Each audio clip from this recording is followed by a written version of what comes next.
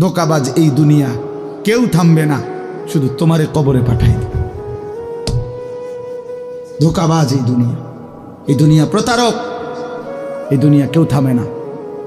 সামনের CNG accident করলেও পিছনের সিএনজি থামে না, ছাড়ি দিয়ে যায় না। সামনের গাড়ি অ্যাক্সিডেন্ট করলে পিছনের গাড়ি থামে না, ছাড়ি দিয়ে যায় না। স্বার্থপর এই দুনিয়ায় কেউ থামে না।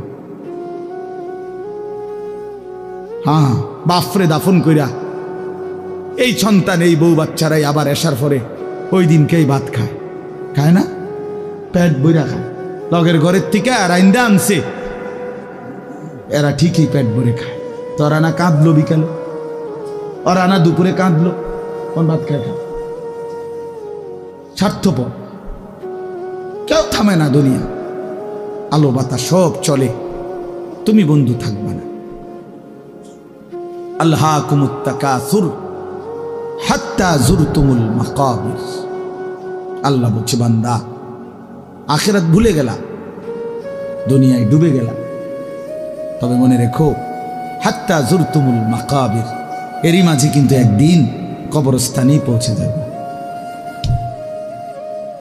হ্যাঁ, কই পৌঁছে যাইবা? তোমরা কবরস্থান দেখো নাই ভাইয়া? হ্যাঁ, বহু কবরস্থানে এমনও হয় গরু ছাগল রশি ছিঁড়ে লাইতেছে, জানেন এটা? ওরা শুনে কবরের আযাবের আওয়াজ, এজন্য রশি ছিঁড়া ফেলতেছে।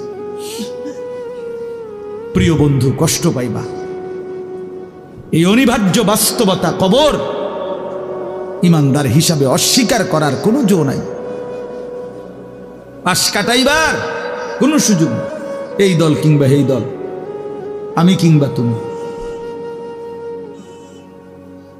কেহই অনিবার্য এই সত্য, চিরন্তন এই বাস্তবতা, নিদারুণ এই সত্য, কবর, আখিরাত, মৃত্যু, এটাকে পাশ কাটাবার সুযোগ নাই।